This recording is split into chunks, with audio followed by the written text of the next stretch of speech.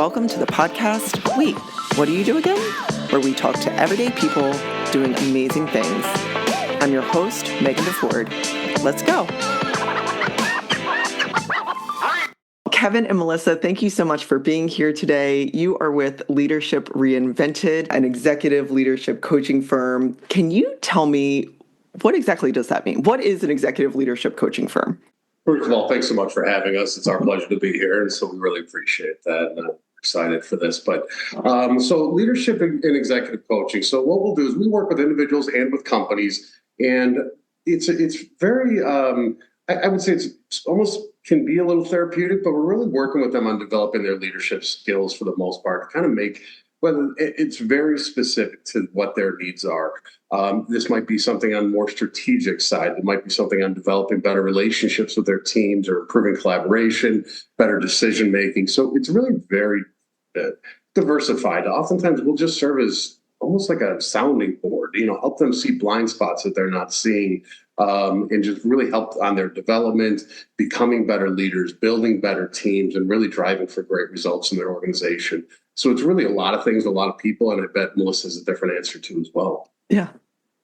No, I think you actually covered a lot of it. But we ultimately believe that when you work with an individual or a leader within the organization, there tends to be like this ripple effect that ends up happening. Because when we coach someone, we're not only coaching them, in the person that they show up in at work, we're really coaching them holistically. Mm-hmm. So it impacts their personal life, it impacts their work life. And then there tends to be this ripple effect within the workplace that then ultimately helps support the culture even. So, yeah, that makes complete sense. And this may be a really basic question, but how do you define leadership? I think one of the things that, as I was looking at your website and the services that you do you define leadership as like, this is the CEO or this is the vice president, or do you see different individuals who lead teams coming in? And then how do you define a leader? I mean, we work with leaders across all levels, mm-hmm. from board members to executives to, VPs to managers. So we work mm-hmm. across all levels. And leadership essentially is influence. So I don't think anyone necessarily has to even have a title when you think about leadership. Leadership is the ability to influence another to do something. So I think it's a broad term. Typically, though, in the workplace, we work with leaders at varying levels that have mm-hmm. specific titles. But as we talk about what leadership is, it's really just having influence and being able to convey something that impacts someone else's behavior. Yeah, absolutely. And then when you're working with individuals and as well as teams, are you developing teams as a whole, or are you working with the one individual to help with their team, or a combination of both? Combination of both, I'd say. Yeah, I mean, we do a lot of team dynamics, especially this time of year. It's usually a big time to kind of reset, realign. Mm-hmm. We like to work with teams as a whole, because everyone's got a responsibility in those teams the way we see it. Certainly there is a leader who has the ultimate, oftentimes decision-making, or oftentimes is the one responsible for the growth and development of that team, or essentially performance of that team.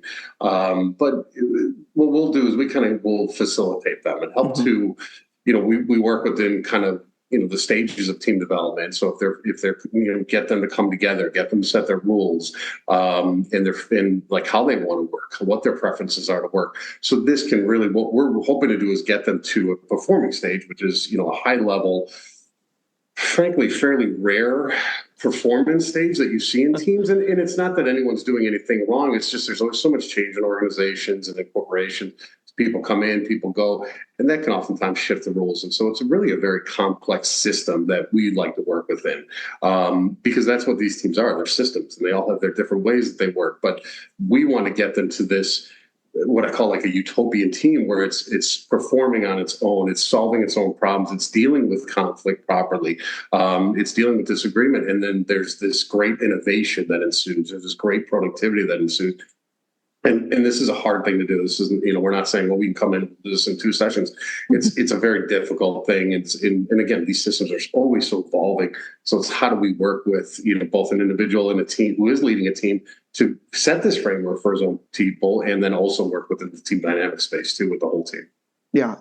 And it is complicated. And what do you see most individuals or teams coming in? What is the challenge or the growth opportunity that you see individuals or teams coming into you with?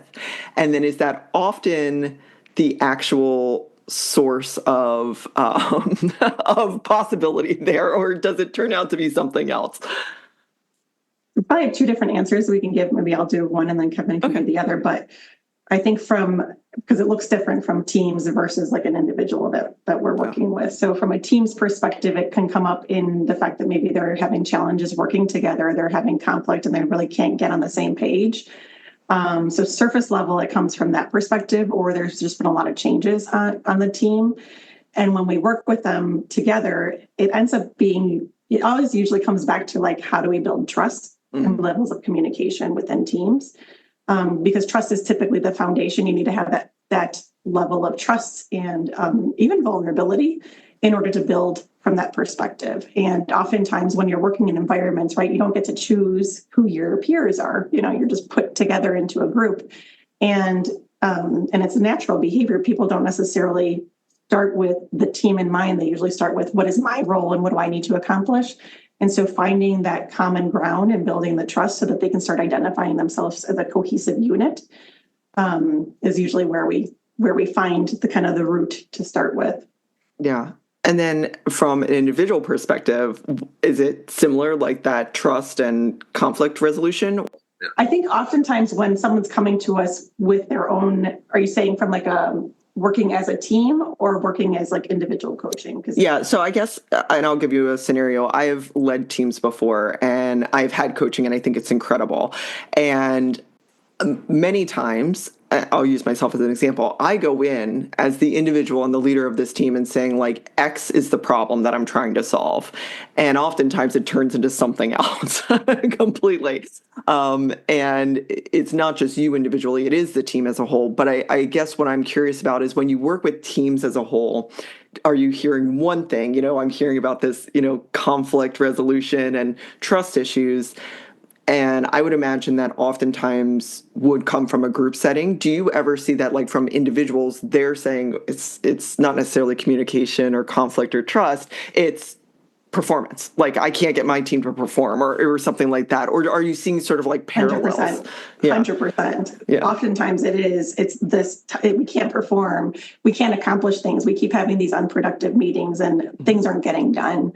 So oftentimes it does start as something else. And then the root is really the team dynamics and then working together as a team, because the symptom is usually what we're seeing, right? What's underneath it is like the root of why it's happening. Yeah, absolutely. And then when you come together and you're identifying these challenges and you're identifying solutions for them, how do you get to that point, especially if trust and communication are sort of these underlying issues? And I think everything really, no, I shouldn't say everything, but a lot of things in life come down to communication and strong communication. And how do you start to build that in groups and in individuals, and how they can practice that on a daily basis, especially, and I've been on teams where the trust is very low for a variety of reasons. That's a lot for people to overcome, and to be vulnerable when they already have maybe their defenses up. What is some advice that you give teams as they're starting this process? I think that the biggest thing that we want to do is we want to get them to even just pause for just a second, right? When we have these teams and there's conflict, there's lack of collaboration, there's infighting, there's misalignment, there's these silos that form, and then they'll talk ill of other people that are in the group or the leader in the group. Of course, it's very difficult, it's very complex, and I think the biggest thing that sometimes even just helps is, okay, how do we reset them? And I know that sounds rather basic, but what we need to do is we need to somehow figure out a way that we can build trust. And what's the role of the leader? What's the role of the ICs? Or what's the role of the colleagues on the team?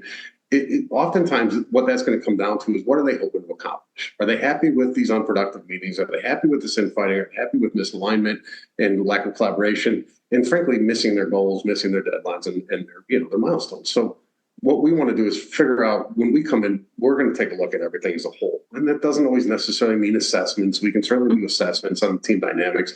And sometimes those can be very helpful, but just whether to give us insight or give themselves insights. But I think what we really want to do is how do we get them just to slow down, and then let's reset. Let's figure out what rules are that we want. What's the role of leader in that? Yeah, that has to be. We need to set some vulnerability.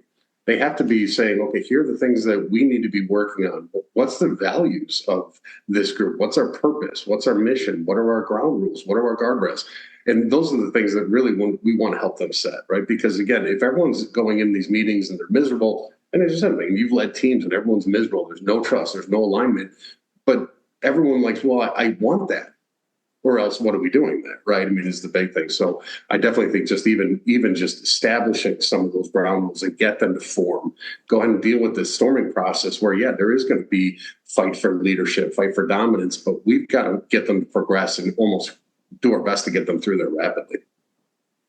Well, and even just starting with the kind of what Kevin was saying with pausing and starting to redefine like where they are and resetting, saying what's working and what's not working. Because oftentimes they can articulate all the things that are not working, right? And then they can start articulating the things that are working, and you can leverage those strengths that they already have. But once you start seeing that there's the things that aren't working, and usually there's a lot of alignment on those things, they're not really surprises. That's when you can really get that buy-in to like, okay, how do we do things differently so we can work on those things? Yeah. And then two things that come up from that. Something you said, Kevin, is interesting, that this power plays, I should say. Like some people are going into this to assert power or to gain power. And that could be in, a promotion or people want to get to the next level. Or it could also come from a place of distrust of like, I want to make this other person look bad by performing at this level. But I think that's interesting, that dynamic where we want to accelerate in our career and ascend in our career. But you also don't want to get the dynamics off. How do you talk to people about that? Because I think there is, and I'm not articulating this really well, but I think sometimes we can be happy for colleagues when they're promoted, but you're also like, oh, that kind of stinks for me. Or it's like you can see that someone is going above and beyond and maybe kind of getting out of their lane a little bit so that they are promoted or put into a new position or something like that. How do you navigate that as a team?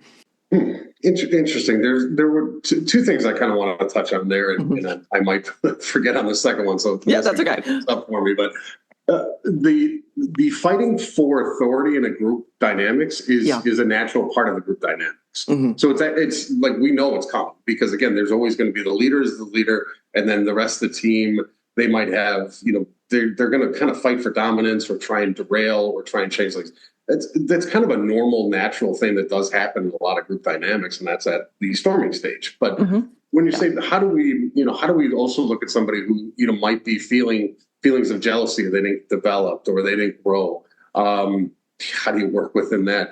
And again, you're hoping that as an organization you're collaborative. You're hoping as a team you're saying that if this person is promoted, this person excels, it also helps me. And that's really where, because again, you start talking, that's a cultural deficiency is probably what I'm seeing is that there's this ugliness that happens when someone excels or someone does well or someone gets promoted and someone remains at the same level.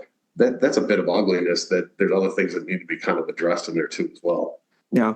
I worked at a university where it was just the way that it was set up. And I think a lot of public universities are this way, where unless someone retired, left, you were stuck where you were. And so I think that easily could build resentment. And I think as a leader, it was a challenge for me to be able to keep expanding people in their jobs and their roles. And to your point of, that authority or dominance, calling it out is always really helpful, right? Like, why are we acting this way? And that's really what you're getting to as well, is building that vulnerability and trust to be able to call out with each other and call in. I love that calling in.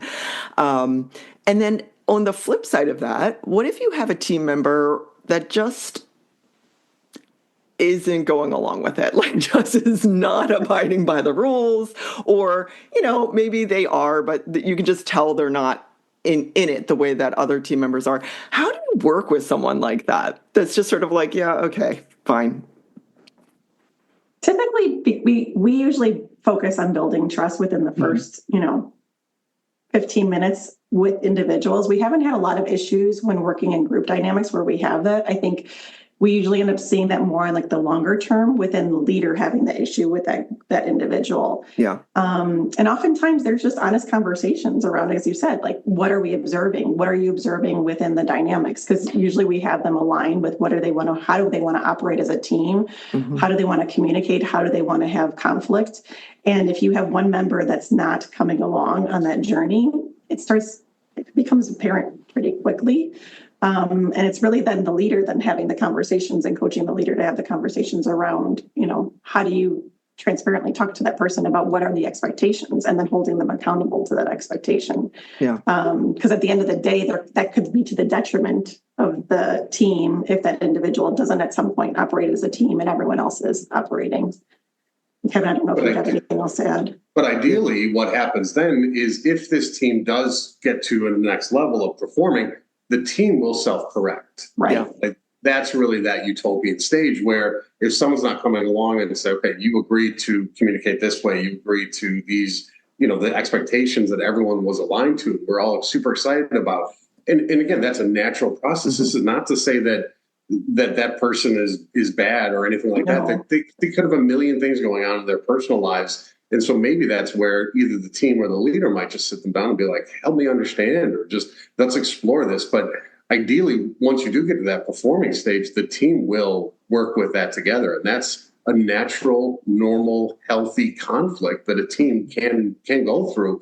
That's going to keep them in the performing stage. Yeah. Yeah. And then something that I have noticed, and I've even experienced it myself on a much smaller level, but that saying of what got you there isn't going to keep you there. And seeing, especially with someone who's started a business and now it has grown to this much bigger thing, and the CEO can't get out of, scheduling meetings and sort of the busy work and things that got them there. When you're working with leaders who have accelerated in their careers and have built that way, what advice do you give them, or how do you work with them in terms of letting go of what they defined as success to step into this new role? I know that I have had micromanagers before, and they don't mean to do it. It's what got them there, and it's kind of what they love. Like, there's certain things that I love to do that I'm like, you can't do that anymore. It's not your role. And back to trust, you have to trust your team. They're going to do it. So how do you work with leaders like that? There's a lot on that. Yeah. I mean, not me personally. I've navigated it perfectly. But and that can be very, very complex, regardless if it's a micromanager or not. And that's why, it's become this terrible word in corporations, right? And we don't look at that and go, that's someone who cares and loves so deeply. It's not always the best leadership challenge, and they might not even be communicating that well. That's a simple coaching couple session. Not, I wouldn't say simple or couple, but it is a coaching approach, because we've got to say, okay, if you want to grow, you've got this big team that is your new responsibility. You can't be, I hear this a lot in software, right? Because they love technical, they love that, but they want to progress in their career, and sure, they can go do architecture roles and hire senior solution architect roles, but they eventually want to get in these leadership positions. But I still want to be in the technologies. Ooh, that's a tough, and there are those positions out there. But where it really gets complicated is if this was your business, you grew it from your garage to your office, and now you've got 600-700 people in there, and you're still very much involved in that company. It's a lot on okay, what do you want this to be? Do you want to still be in the day-to-day? Then hire somebody. Then hire a board and hire a CEO, and you can be in an IC in your own company. There's nothing wrong with that, right? It sounds silly, and it's never really happened, but it's more like, what do you want this legacy to be? Do you want to be grown? So that's an issue of how do we teach them to be a leader? How do we teach them to be an executive on what their vision is? Is micromanaging working for them? And a lot of times that's the question we have: is being in the day-to-day, is booking all these meetings, is being involved in every sales meeting, every finance movie, is this working for you? And a lot of times that's just kind of that exploration that sometimes can come up. That's okay, no, this isn't really working for me. I wanted to change. That's why I'm talking to you. How do I still micromanage and be a macro manager? right? You can't have it both ways. Yeah. Another thing that we've done is that if they're struggling, kind of as Kevin was saying, you can look at like, have you worked for a leader that you loved working for, and having them define it and all the qualities. And then, or you can even just say, what is your aspiration? Like, like Kevin was saying, what is your legacy of what you want to be like, and define what that leader looks like? Because if you can articulate, this is what I want it to be, and then you can compare and contrast it to where we are, then it's easy to kind of draw the bridge, because they're self-identifying where they want to be. And then you can kind of call out where the gaps are, which then creates the line of where do we need to move? Where do we need to focus on? And what do we need to develop? Yeah. And do you find at higher leadership levels that there's a loneliness in that work? There is, because at some point you don't have that, you don't have a lot of peers necessarily. So building networks at that level is really important, because you have either a coach or have a network, have a mentor, have a different perspective, because oftentimes you don't have other people to be sounding boards in that environment. Yeah, absolutely. We talk about that a lot too, as well as you start to lose that feedback. People don't give you feedback anymore.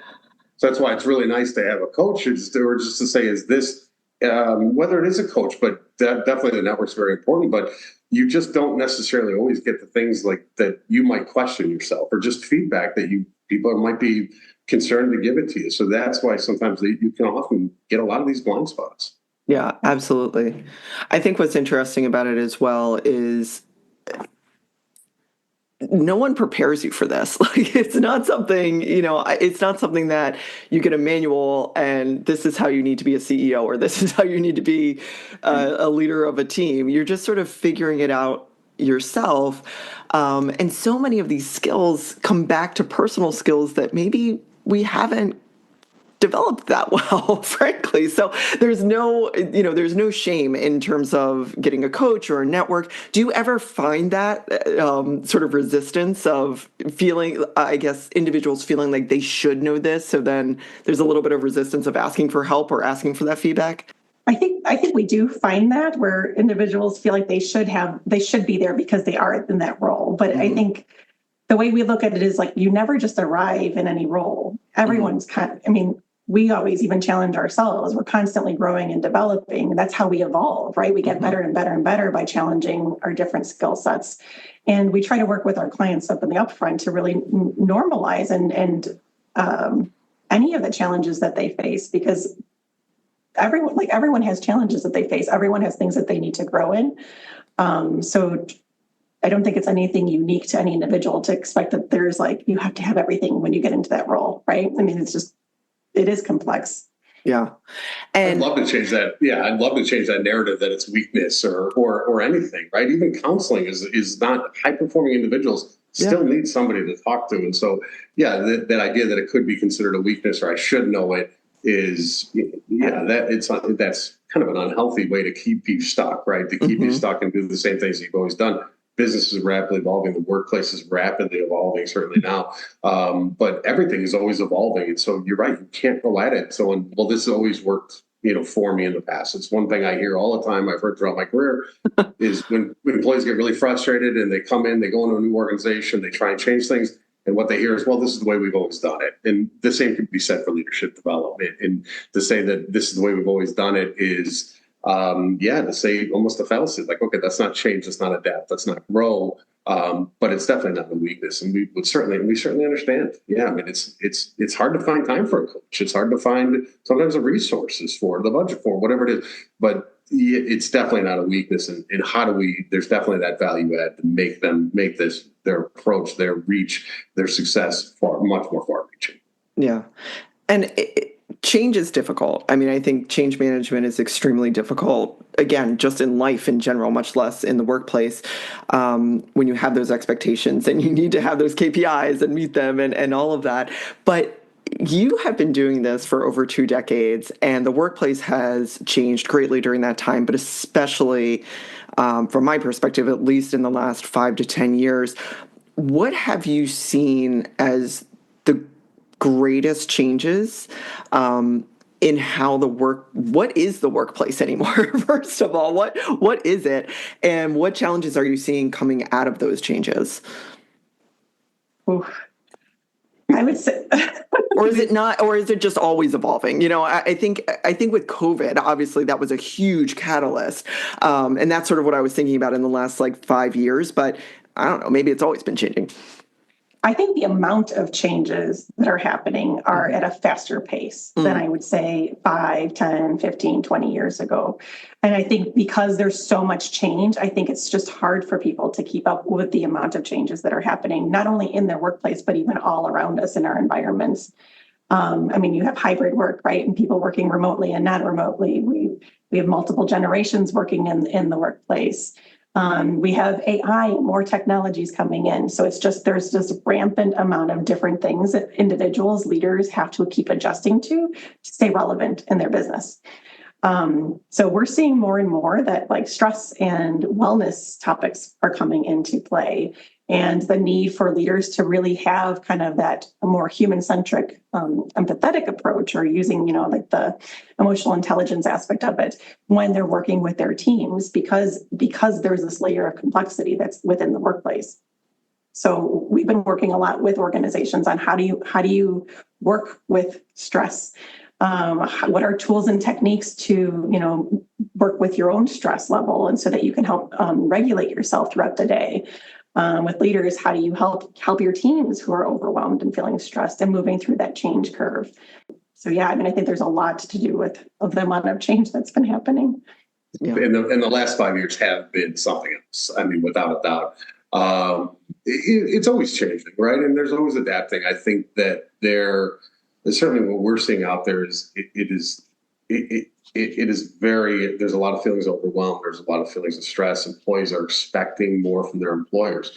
There's a lot of times, and this isn't from our clients, but just from the media. Like if you look at LinkedIn, or you're reading the news feeds and things of that nature, there's a lot of this disgruntled, anti-company, anti-corporate, anti-executive, notes out there. And again, I don't know if it's clickbait or if it's just, fodder, but really the organizations we have to keep trying these new wellness programs and new benefits and different, flex time and 4-day work weeks. And these things are all great. This is not me saying that they just don't seem to necessarily be working either. And I guess that probably is where we feel, as we've been kind of analyzing, especially the last 5 years, because of course, COVID, we've got this collective, I don't know, call it a trauma, I guess, right? Mm-hmm. We're bombarded constantly, disease and death and horror, and we're all locked in our rooms.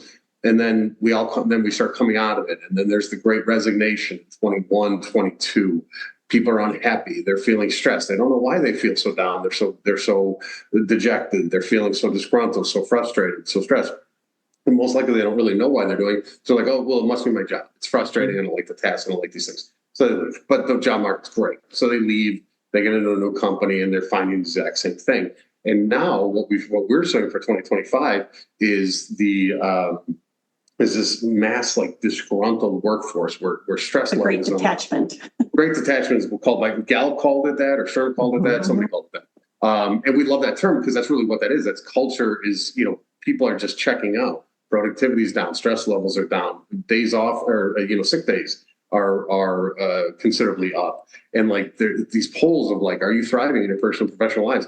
These are at the lowest that they've ever recorded. The APA, American Psychological Association, stress levels are at all-time highs year over year for every age group that's out there, especially in the Gen Z level. But these stress levels are going up for everybody, from boomers all the way down to first level professional, which is I guess still Gen Z at this point.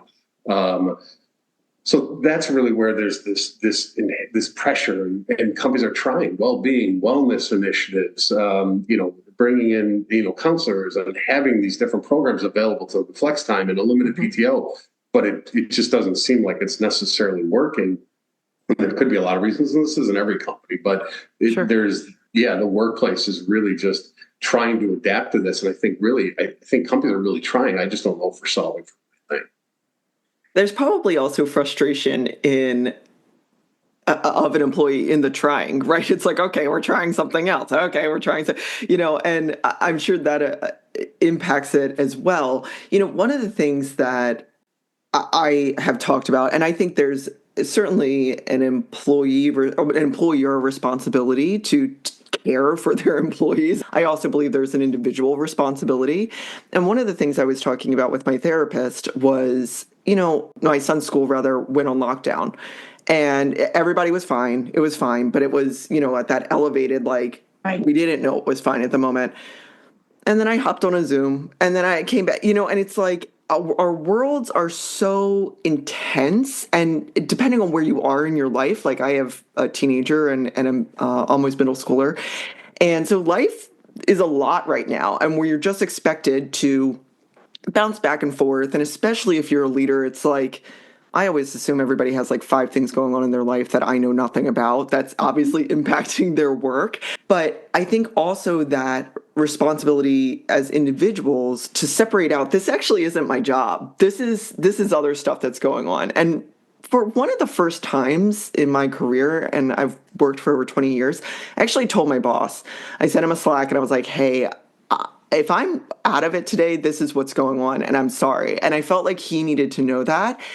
And talk about the trust. I mean, he was like, absolutely, let me know if I can do anything, and so I guess what I'm saying is like, there's that balance, but I'll be 42 very soon. So how are companies, how are teams adjusting with generational divide? Because I'm not sure that my millennial and Gen Z colleagues would see it the same way I do, or my boomer colleagues would see it the same way that I do, or Gen X. Like we all kind of have maybe a different approach to it. How do we navigate that, in this workspace?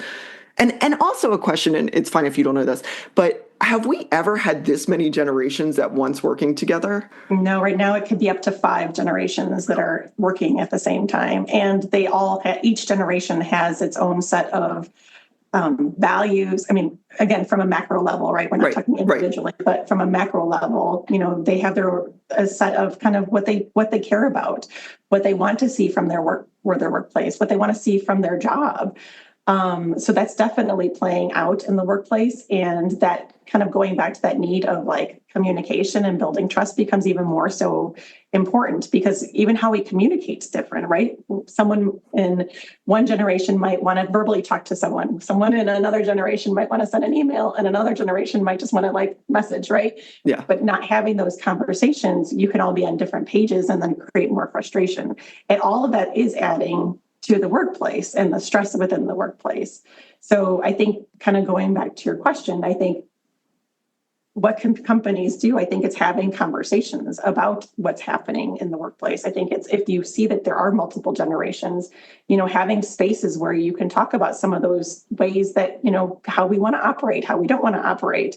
And just even educating on what are those differences by the generations, like what they tend to like, what they don't tend to like. And again, you can't always speak to like a masses, right? Because every individual is unique and different. But I think those are just some of the things. I'm not sure, Kevin, if you... And that's even where it kind of gets into that team building side, right? Because we're talking even just the communication side, and that can be kind of a big issue, right? Because in expectations. So if we're setting the expectations on what communication channels we might prefer, and what are the expectations as a team we have for response, if I send an email, how soon would I expect it? If I send a Slack, and all these things are really just level setting those expectations, and does the team align? Mm-hmm.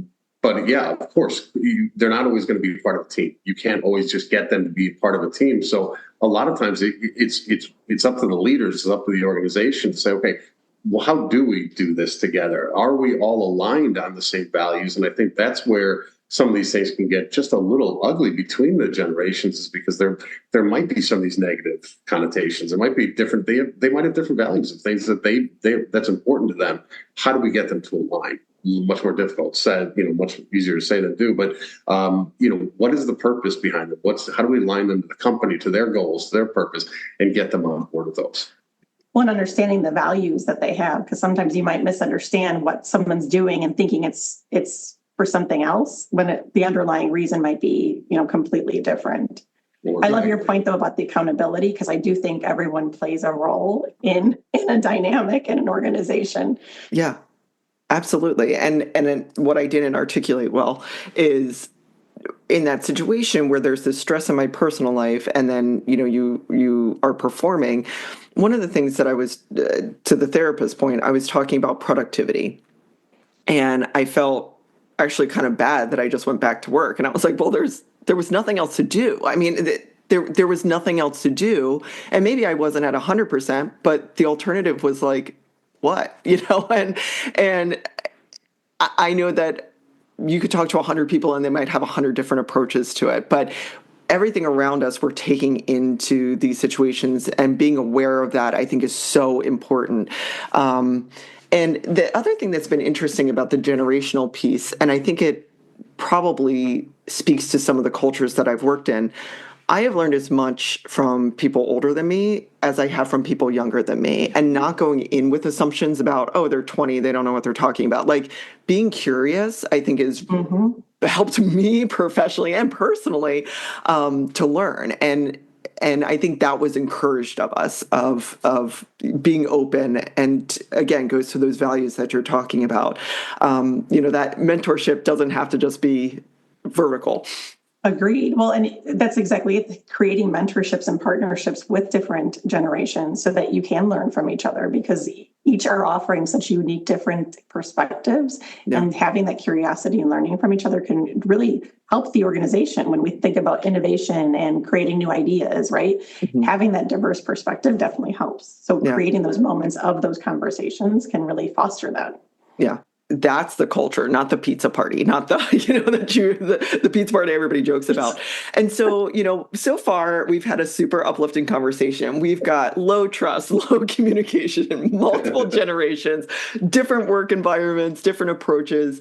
The Great Detachment is a really interesting phrase. And I know that you work with burnout. Can you talk about burnout as a whole, and how, when you get to that point or are approaching that point, how you work with clients, and maybe advice for listeners of, how to ask for help when they're getting there?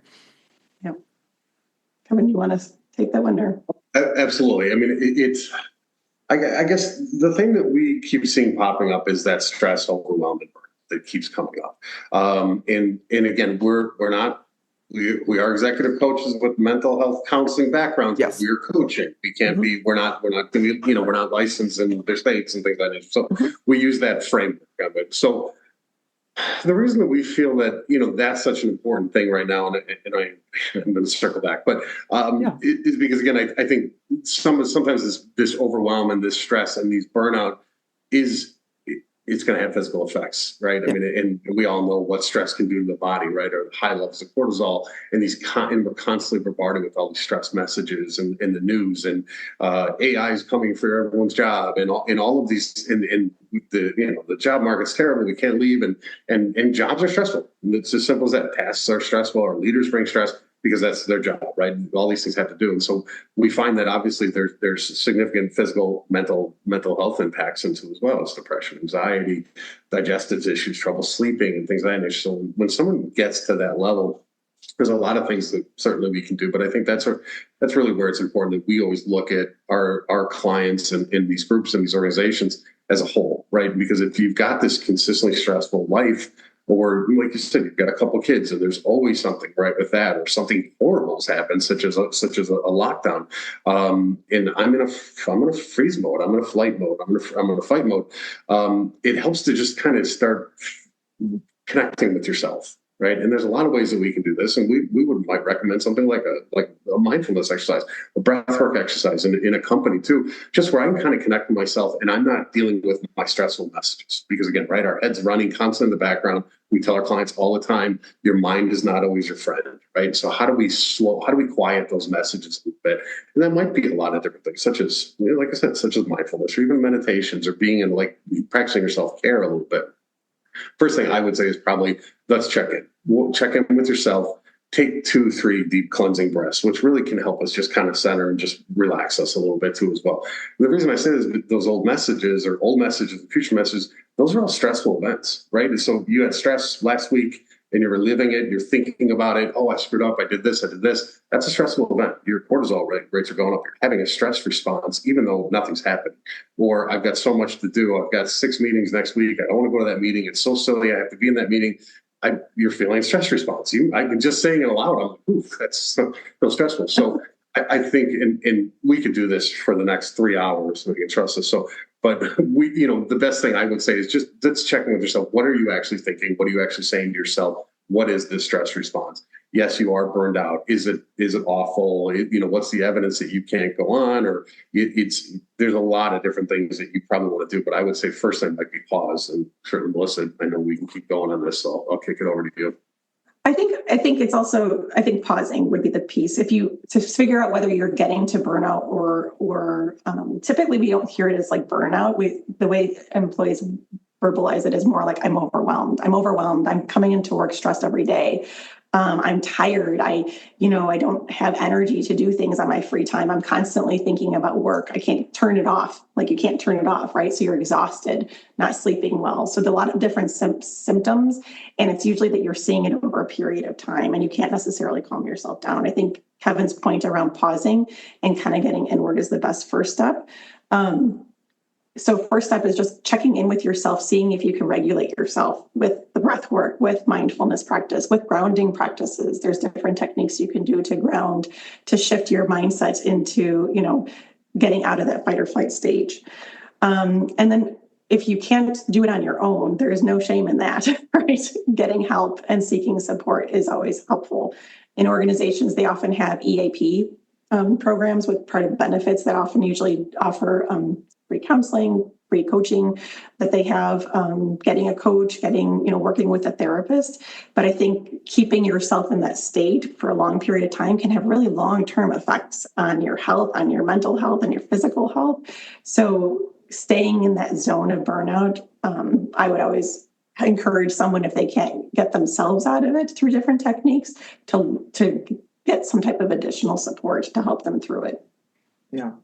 And then, and I have a friend in particular that I'm thinking about, and if they listen to this, they'll probably identify who they are, but they're a super high performer and super positive person. And every time we talk, it's like, oh, I just got to get through this week. Oh, I just got to get through this meeting. Oh, I just need a vacation and I'll be fine. And it's like, 2 years of this, at a certain place.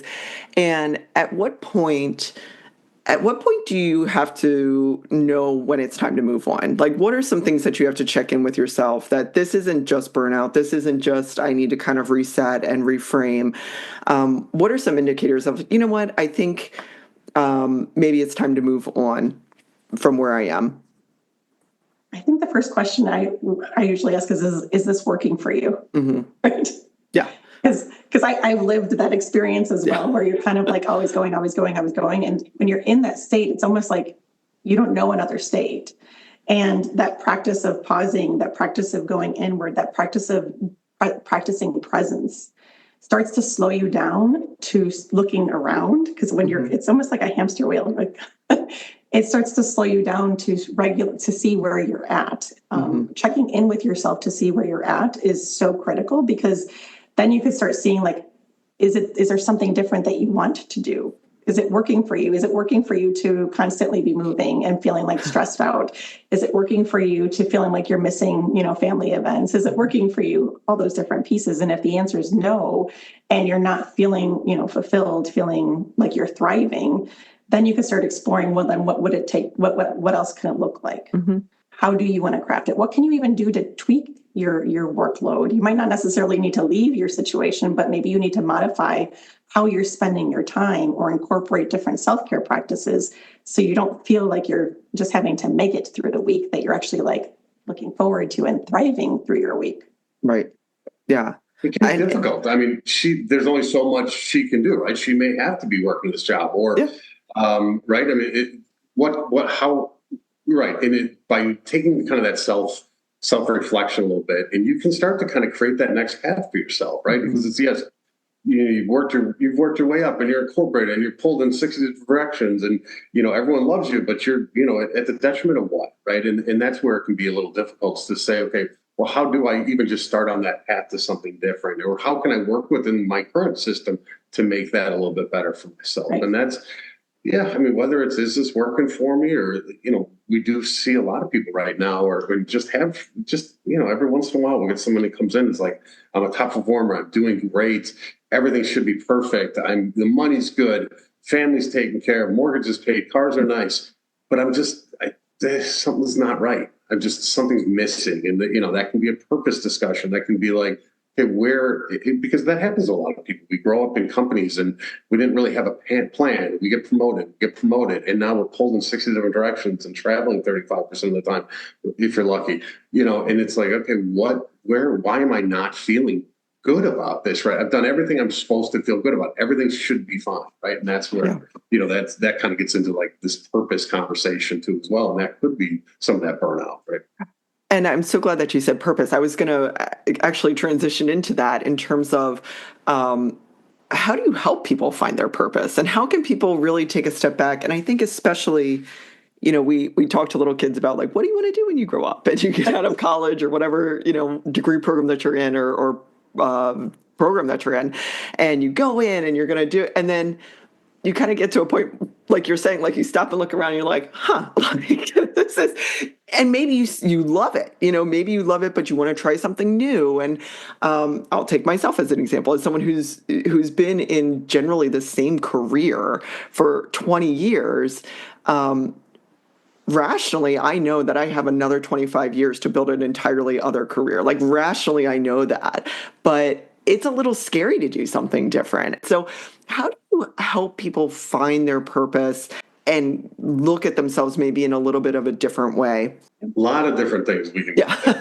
Right? So, it could be everything from just like a career coaching battery to be like, all right, let's do why you got to this position, and let's really talk through that. Mm-hmm. Why you got to this position. What were the messages you got as a child and as a young adult? What your parents do? Those assessments. We'll do values assessments. We'll do things like that.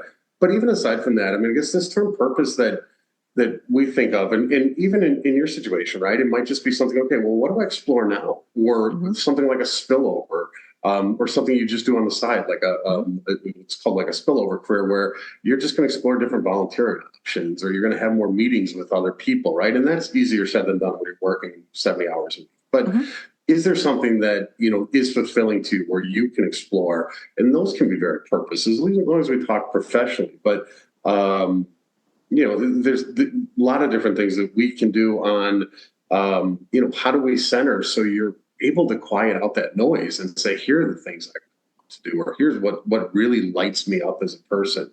And I say this all the time, and we have, I do sense as well. Not that young anymore, but teenagers. It's like, look, do whatever you want to do. Money will come. There's always money. There's money in everything, right? And if you work hard enough, or you're strategic enough at it, and you're really building it, money will come in anything. It doesn't matter. So don't focus on that. It's like, what lights you up, and that can be a long-term process. But finding purpose from spiritual, it has to come from you. You have to quiet that noise. Well, you've got purpose. No, I'm completely aligned with you. We also look at going back to going inward, kind of as Kevin said, and identifying what your values are, identifying what has driven your passion, where you seem excited around. Because if you're going to go down a new career, a new avenue, trying to really tap into those things that light you up, that bring you joy, and investigating that, again, whether it's through volunteering, whether it's through, a side hustle, whether it's through just exploring that piece of it, but then almost even creating a vision of what is it that you want it to look like? What is the environment that you want to be around? Do you want to have people with you? Do you not want to have people with you? Do you want to be more in front of the desk? Do you not? So kind of exploring the different avenues, and making it more, not from something from like a heavy place, but making it more from like an exploratory curiosity place, because it's not something that you have to decide today. It's something that you can kind of, as you go on the journey, exploring. Obviously, someone's pace of moving to a role might be, faster versus slower, right? But becoming curious around it and really finding something that aligns with someone's passions that would really fuel them and make them fulfilled once they get into it. Yeah, I think one difficult. of the it is. Sorry, I apologize. It's a lot to ask of people too, as well, to say, okay, quiet all the noise, quiet all those mind, all those negative thoughts, and be like, all right, you just clear your mind, and you'll find your purpose. So, as your outlook is pinging, like, right. You've got a meeting in 6 minutes, right? Yeah. It's something that we've heard a lot over the last couple of years in this purpose, and we work with a lot of different people, but very, very high performers who are like, I'm just not happy. just don't. Why though? And so we're developing like a much longer purpose-driven program right now. That's some shameless self-promotion right now, but it's a 12-week program, and like we're not sugarcoating it. It's intensive. It's but it's really, how do we look inward and how do you find what that purpose is for yourself? And some of that is, how do you apply all those old messages? What messages did you get? And so it's a little bit of kind of what we're doing now. We're just in testing phases right now with a small group, but we're really excited about that because we really do want people to connect with that, because they will thrive in their personal lives. Because if it's not, I'm miserable at work, but I'm happy at home, right? Those things, it's very rarely, if I'm miserable at work, a lot of times that does come home, or vice versa, right? And so, it is this whole person. So, finding your purpose, finding your why, which has become so cliche, but it's like, what does light you up? Like, maybe that's like the very beautiful thing. And you become a good leader. You become a good IC, you become a good performer, because you're leading from your values and what's important to you, as opposed to just these old messages or, hey, I just fell into it. I need to make money. I need to buy a bigger house. I need to buy a bigger car. It's like, these create great leaders. They create great friends, create great parents. Because again, I'm internal. I don't have to worry about anyone's judgment of me. I know I'm safe, and my purpose is driven. That's beautiful. Absolutely. And what I was going to say is that internal work is so important. And one of the things that I had to do was ask, who set these expectations? And then I was like, wait, I did, because I thought that's what I was supposed to do. And taking a step back, and I love that, going internally and quieting yourself. And, I love the finding your why thing. I know it is cliche, but it is so relevant. And getting back to, what do you want to do now? I'm not the same person I was at 15 when I thought I was going to live in New York and work for Vogue. And I'm not the same person at 22. I'm not the same person I was at 40, right? And I think acknowledging that we change, and that's a good thing. And your why is going to change. And so much of what we've talked about today is values and communication, whether that's internal values and communication or external. It seems to keep coming back to that. That's sort of the theme of our conversation today. And this is totally sidetracked, but as you were talking, I was thinking about this as well. Getting back to the, in-person, hybrid, remote environments. When we're in person with each other, you can pick up on body language, and even with your clients, you can pick up on body language, you can hear things a different way. And same with hybrid to an extent. Are you finding that conflict is rising, and possibly unnecessarily so, in remote environments because we're misinterpreting things? Like, there's that, I think it's a Key and Peele sketch where it's like, I'll go wherever. And the person's like, wherever, you don't care, and there's a misinterpretation. Are you finding that in remote environments? And how can we, I don't want to say overcorrect, because again, I think there's that emotional work that you have to do but are you finding that people are sort of like not only detached, but making assumptions? I think especially when you're dealing with either chats or messaging or Teams or that type of piece, 100%, it happens quite often. I think that the rule of thumb is assume positive intent, right? Always assume positive intent, or training your team to assume positive intent. And the second part is if it's like 2 times and you're kind of bouncing back and forth 2 times and it doesn't seem like you're on the same page, at that point is probably a good time to hop on a Zoom or hop on a Teams, just because it can get really ugly really fast. Yeah. And I've seen it get really ugly really fast when you keep with this back and forth, and it's very clear everyone's on different pages. And that does impact trust over time, right? Because then you can walk away from that conversation if it's not resolved, feeling unresolved and frustrated, and potentially, not liking your coworker or peer because of this dynamic. So I think that connection, whether it's like a Zoom or a Teams, in that type of environment is important, especially when you're getting a sense that you're not communicating on the same page. At that point, pick up a phone, pick up a Zoom, something, but to not let that go too long. Yeah. I definitely see it happening more often.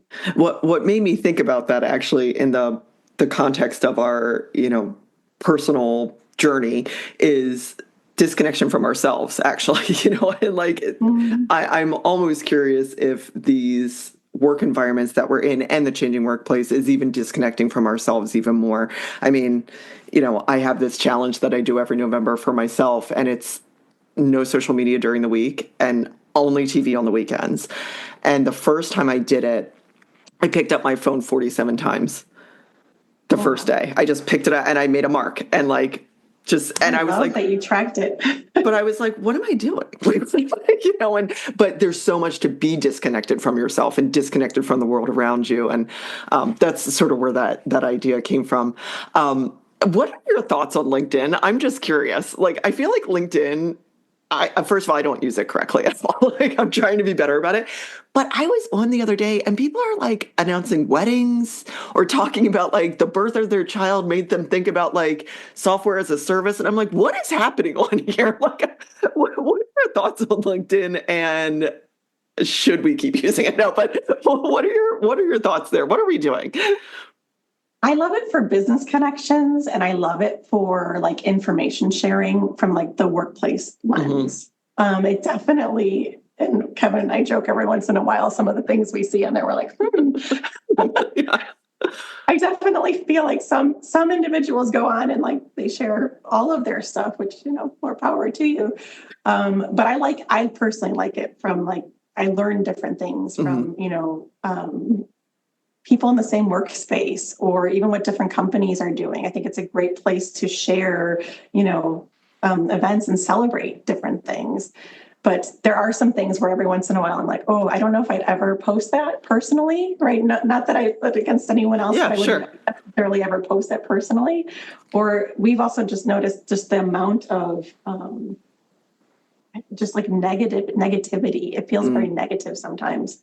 And you can definitely see that contrast around the employer and against the employee, and the sentiment, not necessarily coming from the employer at all, but from employees and the sentiment towards their employers. We've just been seeing that a lot more in the last, what would you say, 6 months? Seems to be 6 months or so. Yeah. It's interesting. And it seems, obviously I know that there's an algorithm, right? So it keeps showing me what I interact with. So I don't, and we've got lots of connections and we follow lots of groups, and it's interesting. There are some strange, the things people share is strange, but again, that could be generational too as well, right? I would never look to say, okay, I'm having I'm having knee surgery tomorrow. Let me just go run to LinkedIn. But that's what people do, and that's great. So I'm certainly okay with it, but. Yeah, I do see that the negativity has been, I think, increasing. But again, that could just be the algorithm keep showing me that stuff. Is I'm like, oh, I want to see what this person's saying because that's getting so many clicks and that's getting so many reposts.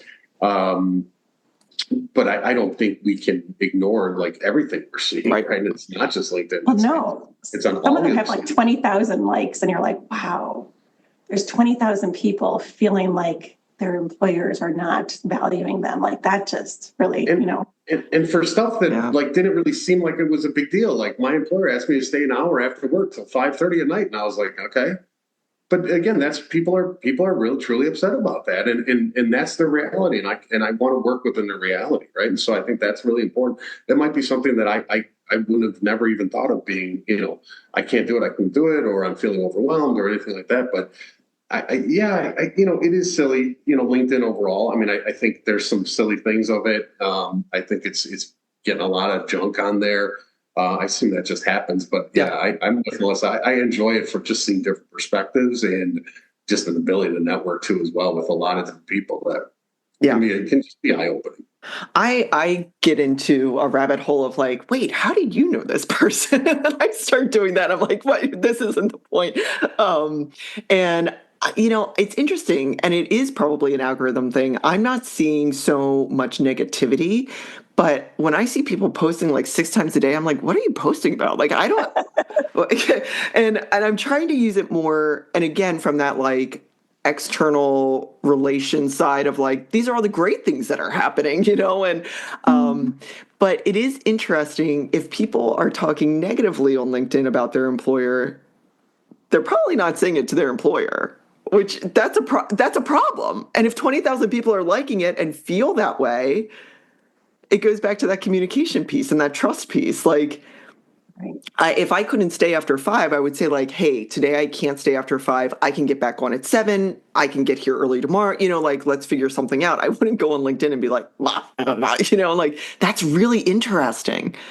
Right. Well, and I think to your point earlier, it's like how can you impact your situation if you're not resolving it within your own frame of, experience. So, which to me just is so sad, right? So like if you're in this horrible situation that you're not feeling like you can even just say, I can't work till 5, or, how do you open those lines of communication with your leader, with someone in HR, just to get those things resolved so you're not sitting in that space, because that's just accumulating more stress, right? Right. Right. And then 20,000 people are validating it, and validating the behavior. And, your feelings are your feelings for sure, 100%. But complaining about it, or I shouldn't say complaining, venting about it on LinkedIn is probably not the most effective way to make a positive change in your situation necessarily. That's really interesting.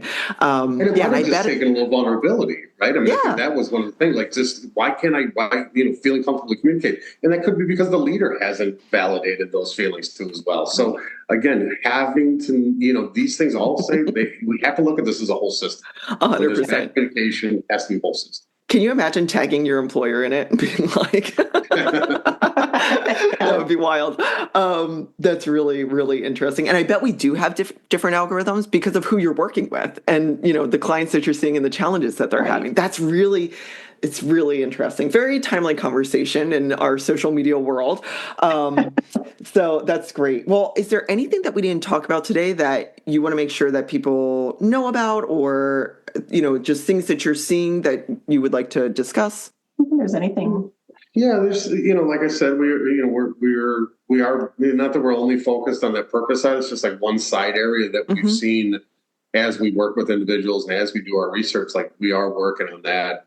We are trying to find like these. We do have a stress course listed right now on our website too as well. Where it's trying some of these different techniques, and it's a cognitive behavioral exercise. It's mindfulness, it's meditation. And we've done it for companies before, and then we got together, and then Melissa and I kind of put it together and said, okay, let's make this a module. Let's make this a training course. So we want people to start looking at things from a much more internal. We don't want it. I mean, we feel like there's benefit there, right? In the foundation of counseling is an internal locus of control. And so when we're at a company, we're a leader, we're an executive, we're a board member, we're an individual contributor, and we feel like the world is happening to us. That's where we start getting into these feelings of stress, overwhelmed, dejected, frustrated, angry, disengaged, unperforming. But when you're able to look at it from, I have control over this, and whether that's I do a side gig, or that's I do volunteering on the weekend, or I can just set better boundaries, or I can just have better self-care because I'm responsible for the reactions I'm having. The world is not happening to me. So we've tried that. We have that stress course, but that is a little bit of kind of to what we coach a little bit too as well is the world's not happening to me, right? You can be the change, right? You can be the change you want to be, which is one of Melissa's favorite quote. But because that's what it is. If you're in a team and you're a team member and it's not performing for you, do you sit there and you be quiet? Do you just complain on the side to your friends, or do you go home and you complain, or you're in a bad mood? Or can we say, let me just be a little vulnerable. I'm going to have a conversation. Do I need to be in this meeting? Can I, what is my purpose here? What's my role here? And I know this all sounds very simple, but we've all been in work environments, and most of them for years. And all we need to do is have a little communication in a sense, right? And to say, okay, if I can improve that communication, and if you're a leader or anyone, am I comfortable with that communication, or do I immediately jump down someone's throat because now I'm in a fight stress response? So if we can start to understand that other people are operating on a certain ways, I feel like this can I even just help level set a little some of these expectations and just calm everybody down. This is very difficult. I'm not saying that this is easy, but if someone's reacting from a certain way, then I start reacting. Now I dislike that person. I don't want to work with them. Collaboration suffers. This happens again and again and again across an organization. Productivity is going to suffer. And again, all we need to do is talk about it, kind of like Melissa's team's example. If I had bad intent on someone's team's message, that's all I'm going to know from now on. is that their next message is going to be negative, and the whole time they're going, "Oh, yeah, I just love working with this person," and they would have never known about it. Right. That's so sad, essentially, to me. It just creates such a bad work environment. It creates this ugliness that I don't, was completely unnecessary. Absolutely. Well, and kind of to Kevin's point as well, I think it's like, is it like 50% of individuals are not thriving? They're in a state of stress. And so personally and professionally, yeah.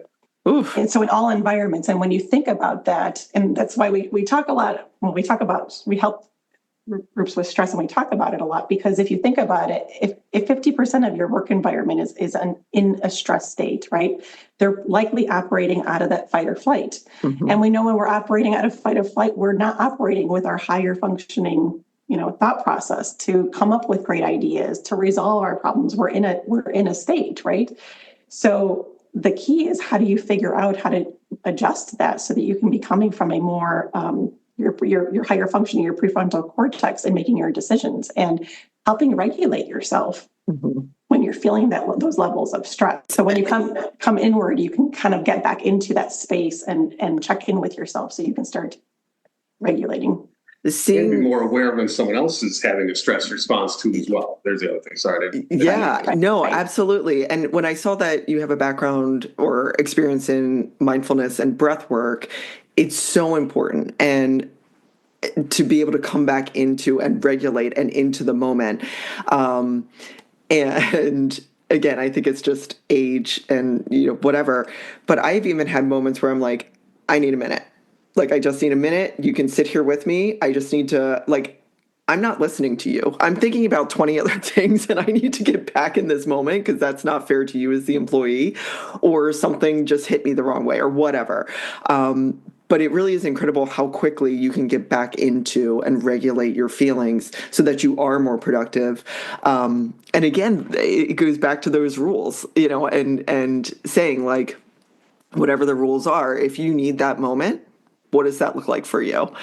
Before we start this meeting, maybe it's been a stressful day. Let's all stretch, or whatever it is. And creating those rules individually and in the team are so hugely important. I have a personal rule that I tell people that I give myself 48 hours to respond to something if I'm having a very strong reaction to it, and whether it's positive or negative, just to give myself a little bit of distance. And I also, one of the other rules that I always tell team members is, if there's not a problem, I'm assuming there's no problem. So don't ever hesitate to come to me and say this isn't working, or, there's a challenge there, because otherwise I will not know. I will not know. I'm thinking about, a million other things. So again, identifying those personal rules for yourself within that environment, I think, are so important and help with that regulation. There's so many great things that you've talked about today, and this is just a minimal conversation. I can imagine working with you and doing that 12-week program or whatever it is, how much value clients get out of it and how teams can grow together. 3 things that I ask everybody. What advice would you give to your younger self, knowing what you know now? And that could be in the workplace. It could just be like, you should have stuck with baseball camp, whatever. Mine's definitely baseball. Yeah. I think learn, right? I mean, just learn from others. And I think that can help with, networking, but I wish I had kind of started that a little bit earlier, just from my younger self, maybe college, both in networking and learning, right? Just explore what's out there. There's so many things out there. There's so many, like I said, there's so many ways to make a living. It doesn't have to be, we go to an office every day. It certainly can be. And there's great work, there's great money in there, there's great stability there. And that's not a bad thing, but just learn, right? When you're building your network and you're building your knowledge base and you're learning from others. And I guess that's probably what I would probably tell my younger. And I think mine's kind of in the similar vein. And I learned it somewhere in the middle, but really push yourself out of your comfort zone, to get uncomfortable. We grow when we're uncomfortable. If we're sitting in that comfort state, that means you're not really growing. So if you're feeling a little uncomfortable, that's a good thing. And that's a good signal. So I would say get uncomfortable, and be comfortable being uncomfortable. Find that place of excitement around it. Melissa, that's my least favorite thing, as my therapist would tell you. I can help you with that. Yeah, it is so good to be uncomfortable. And so absolutely, that's wonderful. And what do you love most about this work? And Kevin said it earlier, my favorite quote is, being the change. And then there's this ripple effect that happens. And I think everyone has an ability to be a change and cause a positive ripple in the world. And we need it so much these days, right? When you look around, there's a lot of not great things happening, but there is a lot of great things happening that's out there. And I think in our work, seeing the impact that we have, not only on company performance, but the ripple that ends up happening when you're working with someone, to me is just really motivating and inspiring. Not that we are the ripple, but like everyone does the work when we're coaching them, they are doing their own work, but seeing the impact of it and how it spreads out, not only to their teams, but even in their personal lives is just, I love it. Yeah. Yeah, that's probably about fair. I don't piggyback, but that really is it. And that's what we learned. I mean, I guess we wanted, Melissa and I went to counseling school when our 2014, we graduated in 2018 with our master's. Mm-hmm. We didn't really ever intend to go straight clinical. We had a bunch of internships. I always said, I love the work. I could never do clinical. Our internships, I'd be working with really sad. It's really tough. What I say is I don't have stomach for it. It's too tough on me to work with little kids with, severe mental health diagnoses, really serious drug addiction. I just didn't have the stomach for it, but I wanted to help. I think, Melissa and I really wanted to help. But we've been coaching for a long time and working with a lot of individuals and a lot of companies, and a lot of leaders. And we just want to take this thing a little bit deeper and like, how else can we help them? Because they would come with personal stuff. We couldn't just coach them from a business lens. And we did feel like how do we make an impact on more people? And I know this sounds a little grandiose, frankly, but there is a difference. If you've got a great work environment, you're producing, you're collaborating, you're communicating effectively, you are in a better. It's as simple as that. Those impacts are felt at homes. They're felt with families. They're felt with partners.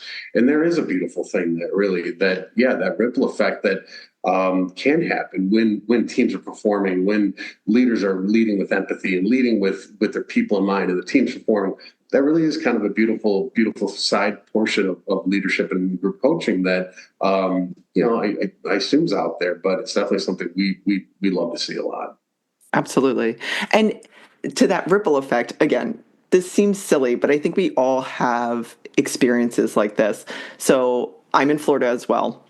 And what I'm about to say is going to be shocking. But every time that I have called SunPass for some situation, it is the best customer service I've ever received, because they not only can fix whatever I'm calling about immediately, they have given me heads up on things, or like, oh, your registration's coming up, or things like that. Oh, wow. And I have often thought, so shout out to whoever's managing it, because it's a culture. And they are preemptively helping me, and my day has just suddenly gotten 100% better.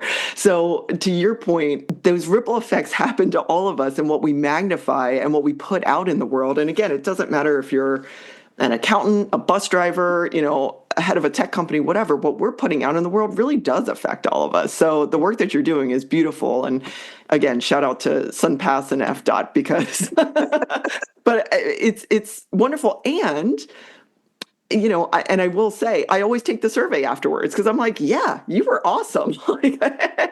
And I want them to be recognized for that. So I totally agree with that in the big and the little things.